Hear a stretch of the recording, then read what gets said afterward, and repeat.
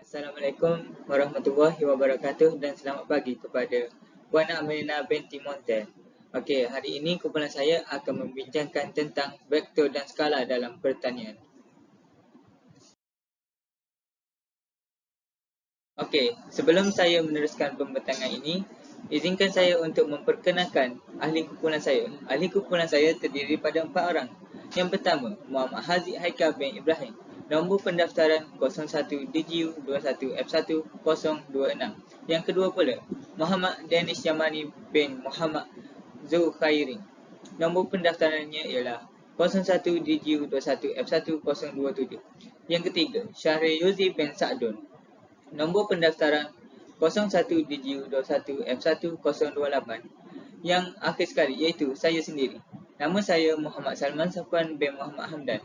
Nombor pendaftaran saya ialah 01 DGU 21 F1 029. Seterusnya, isi kandungan. Isi kandungan terdiri daripada 11 tajuk. Yang pertama ialah ahli kumpulan. Yang kedua, isi kandungan. Yang ketiga, maksud vektor. Yang keempat, contoh vektor. Yang kelima, jenis vektor. Yang keenam pula, cara nak mendapatkan magnitude vektor. Yang ketujuh, menggunakan vektor dalam kehidupan. Yang ke-8, gambar rajah soalan. Yang ke-9, soalan. Yang ke-10, jalan pengiraan. Manakala yang ke-11 pula ialah kesimpulan. Subvektor. Vektor. Kuantiti vektor mempunyai kedua-dua magnitude dan hala tuju. Seterusnya, kuantiti vektor boleh menjadi 1, 2 atau 3 dimensi. Sebarang perubahan dalam kuantiti vektor boleh mencerminkan sama ada perubahan arah atau perubahan magnitude atau perubahan kedua-duanya. Hasil operasi matematik antara dua atau lebih vektor mungkin memberikan sama ada skala dalam kurungan titik darab atau vektor dalam kurungan vektor hasil jumlah tolak. Contohnya sesaran, halaju, pecutan dan daya momentum. Tajuk 1. Contoh-contoh vektor. Contoh-contoh vektor. Yang pertama, independent vektor. Gambar rajah di bawah menunjukkan independent vektor. Anak panah menunjukkan arah vektor. Panjang menunjukkan magnitude-nya. Simbol vektor. A besar atau A kecil. Vektor boleh diwakili sebagai X, Y atau Z. AI tambah YJ tambah ZK. Yang kedua pula ialah position vector. Gambar rajah di bawah menunjukkan position vector. Vektor yang bermula dari asalan kosong. Assalamualaikum kepada Puan Amalina. Nama saya Muhammad Danish Yamani bin Muhammad Zulkhairin Abdullah dan nombor pendaftaran saya ialah 01 BGU 21F 1027. Kali ini saya akan sambung slide yang dibentangkan oleh Salman tadi. Yang ketiga ialah equality of vector, iaitu dua vektor adalah sama jika kedua-dua vektor mempunyai magnitud dan arah yang sama walaupun melalui titik permulaan yang tidak sama. Contohnya vektor A sama dengan B, maka A garis A sama dengan garis B dan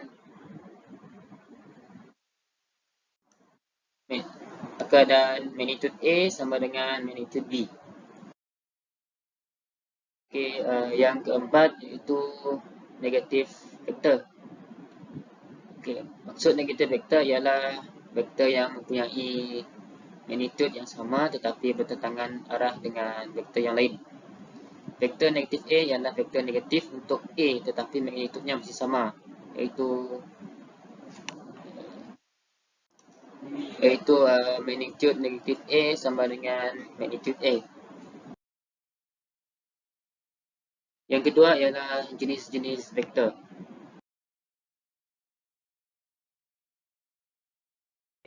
Jenis-jenis vektor. Yang pertama ialah paralel vektor. Paralel vektor yang seperti yang ditunjukkan dalam gambar rajah tersebut. Theta di antara A dan B ialah 0 darjah. A dot B sama dengan magnitude A darab magnitude B cos theta. Dan magnitude A darab magnitude B cos 0 darjah. Dan seterusnya magnitude A darab magnitude B darab 1. Dan yang sekali ialah magnitude A darab magnitude B. Seterusnya ialah paralel vektor. Paralel vektor ialah seperti yang ditunjukkan dalam gambar rajah tersebut. Theta di antara A dan B ialah 180 darjah. Seterusnya A dot B sama dengan magnitude A darab magnitude B cos theta. Seterusnya magnitude A darab magnitude B cos 180 darjah. Seterusnya magnitude A darab magnitude B darab negatif 1. Dan yang terakhir negatif magnitude A darab magnitude B.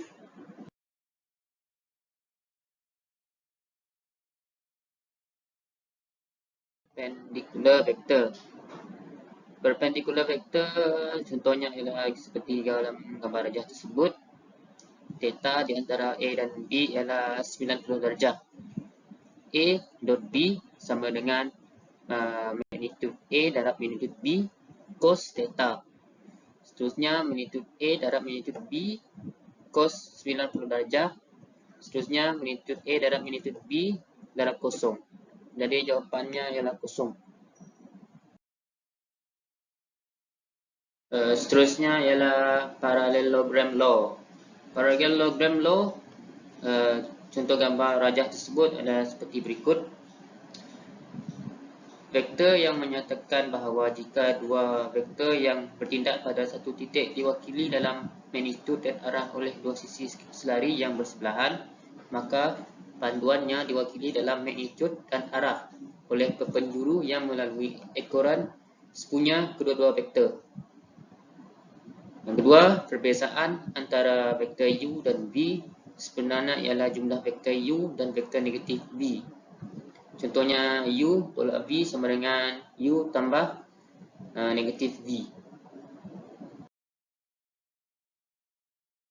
Assalamualaikum warahmatullahi wabarakatuh. Nama saya Saidul Zain bin Sadun, nombor pelanggan 01 DGU 21F1028.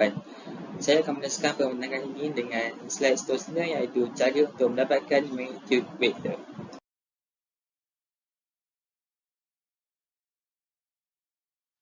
Gambar ajar di bawah menunjukkan cara untuk mendapatkan magnitude vektor. Simbol bagi magnitude vektor ialah palang OA ataupun palang A.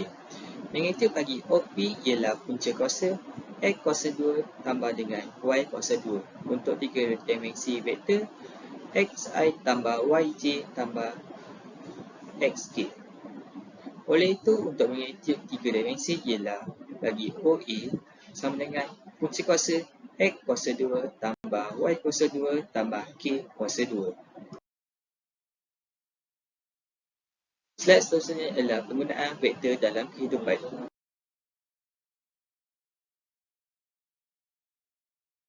Dalam kehidupan sebenar kita, kaedah vektor yang digunakan dalam pertanian adalah mengikat daya dan hak laju pada daya. Jadi, jika kita akan menjaga setiap unit vektor, kita akan menggunakan kaedah vektor. Sebagai contoh, ayat vektor yang bergerak mempunyai jisim dan juga mempunyai hak laju awan dan hak laju akhir, serta pecutan dan juga dindar balas graviti. Untuk hasilnya, kita boleh menggunakan kaedah vektor untuk menjaga ini seperti untuk menjaga hak laju.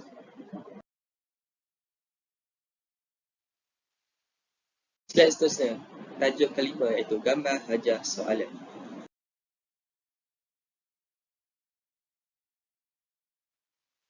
Gambar ajar di bawah menunjukkan sebidang tanah yang kami akan mencari luasnya, dan dalam penyelesaian akan diselesaikan oleh Aziz sebentar lagi.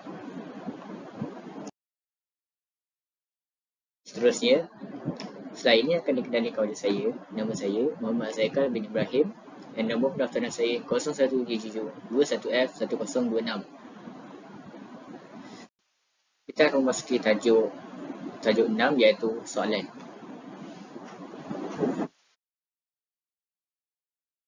Soalan ni adalah cari luas kawasan tanah menggunakan luas segi 4 selari dengan tepi diwakili oleh vektor A sama dengan 9i tolak 3j tambah 10k atau lebih dikenali sebagai 9 negatif 3 10.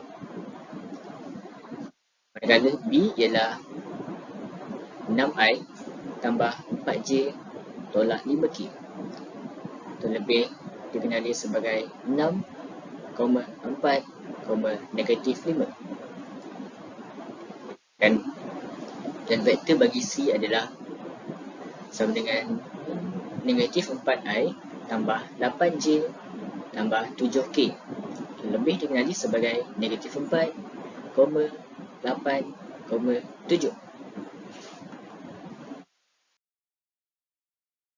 Kita memasuki tajuk nombor 7 iaitu jalan pengiraan.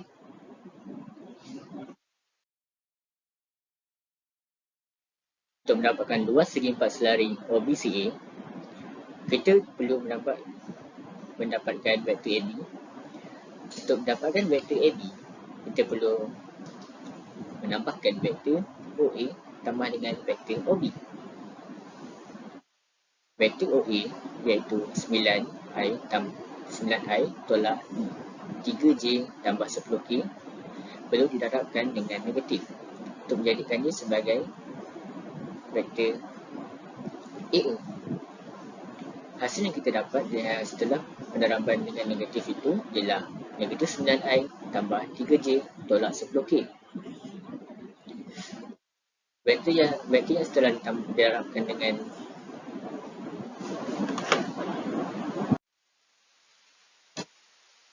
vektor AO tersebut selepas itu vektor OA tersebut perlu ditambahkan dengan vektor OB. Vektor OB ialah 6i tambah 4j tolak 5k. Hasil yang kita dapat ialah negatif 3i tambah 7j tolak 15k. Setelah dapatkan vektor AB iaitu negatif 3i tambah 7j tolak 15k, kita perlu dapatkan vektor bagi AC pula. Untuk mendapatkan vektor AC, kita perlu menambahkan vektor AO tambah OC. Vektor OA iaitu 9i tolak 3j tambah 10k perlu didarabkan dengan negatif. Dan ini menjadikannya sebagai negatif 9i tambah 3j tolak 10k. Setelah mendapatkan vektor OA tersebut iaitu negatif 9i tambah 3j tolak 10k, kita perlu menambahkan ia dengan vektor OC iaitu negatif 4i tambah 8j tambah 7k. Dan hasilnya kita akan dapat negatif 13i tambah 11j tolak 3k.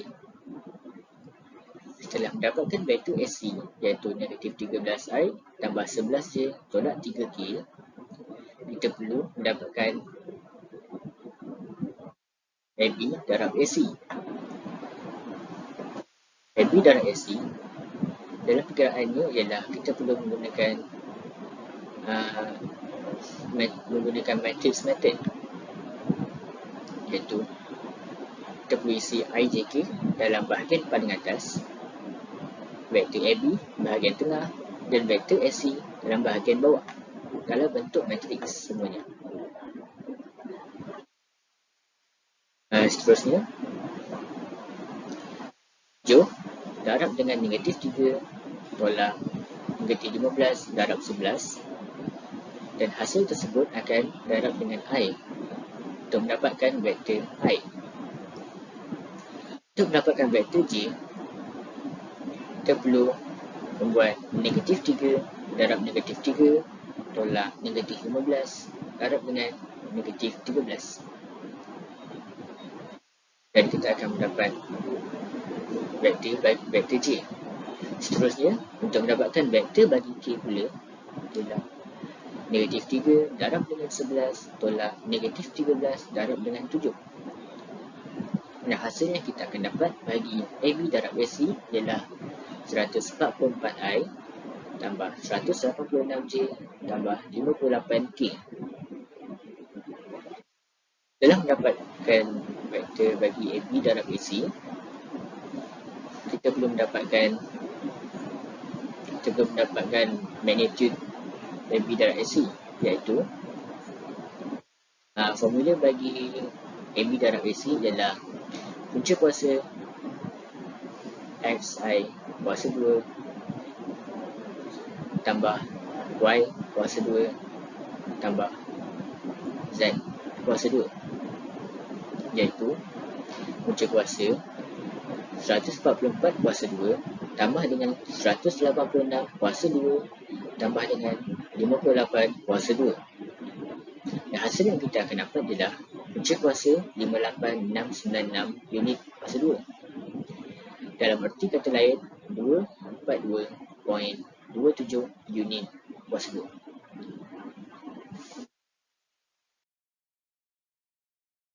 Kita akan masuk ke tajuk 8, iaitu kesimpulan.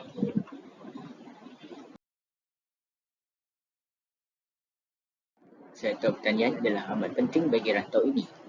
Ia sedang menjalani proses peralihan kepada ekonomi pasaran dengan perubahan besar dalam persediaan sosial, perundangan, struktur, produktif dan bekalan seperti dalam kesemua sektor ekonomi yang lain.